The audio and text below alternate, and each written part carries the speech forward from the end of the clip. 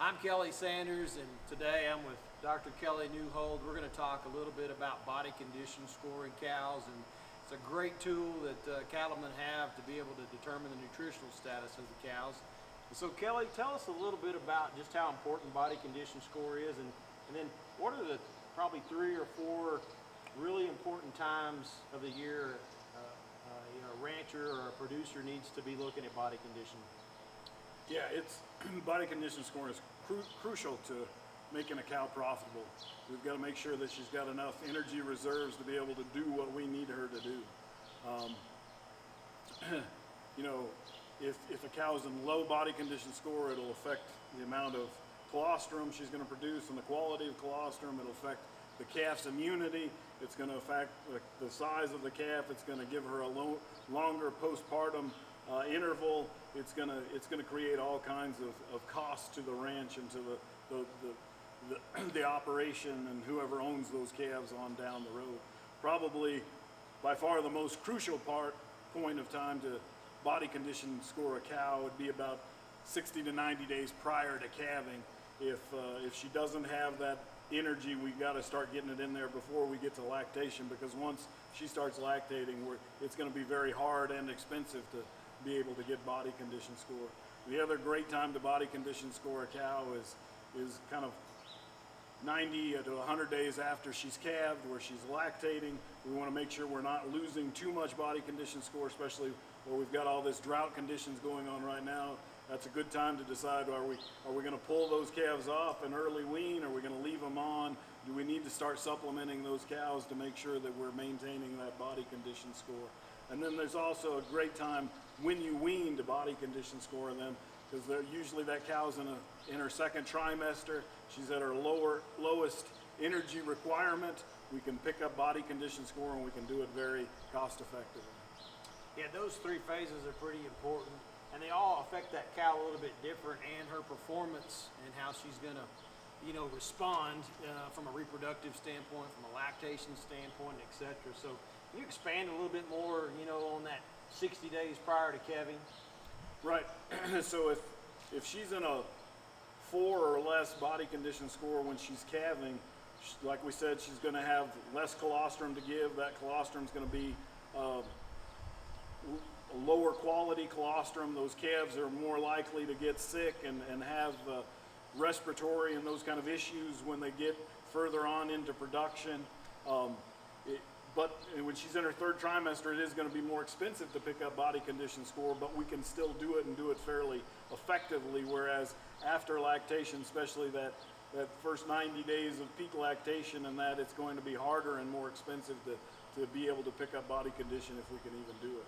Yeah, because that's when that calf's doing the majority of his growing, right? Yeah. Is that whole last third of gestation, especially the last 60 days. Boy, that calf's really growing, and requirements are changing every day on that cow. Yep. Going into weaning's really, or going into breeding season's really important too, because that's setting up how soon that cow's gonna rebreed and respond to that bull. So you want to expand during that time a little bit more as well? Sure. So it's a good time to be able to evaluate how did those cows handle that peak lactation.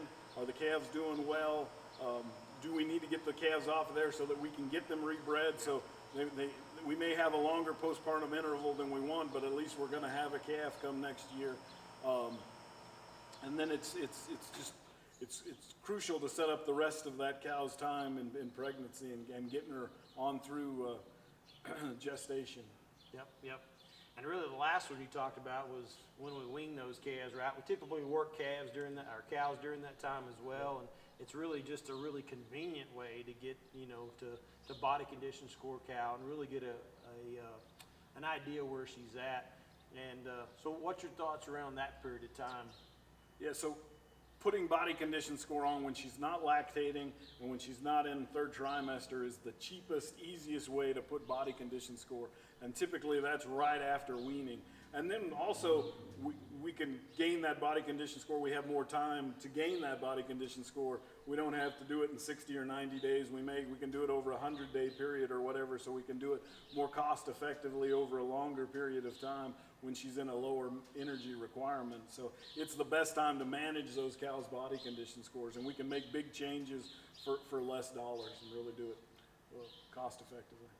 Yeah, I think there's two kind of schools of thought on nutrition out there. There's we feed during the wintertime a lot of time to try to make up the nutritional gap is kind of probably the most common way of providing supplement to cows and maintaining body condition score and things of that nature.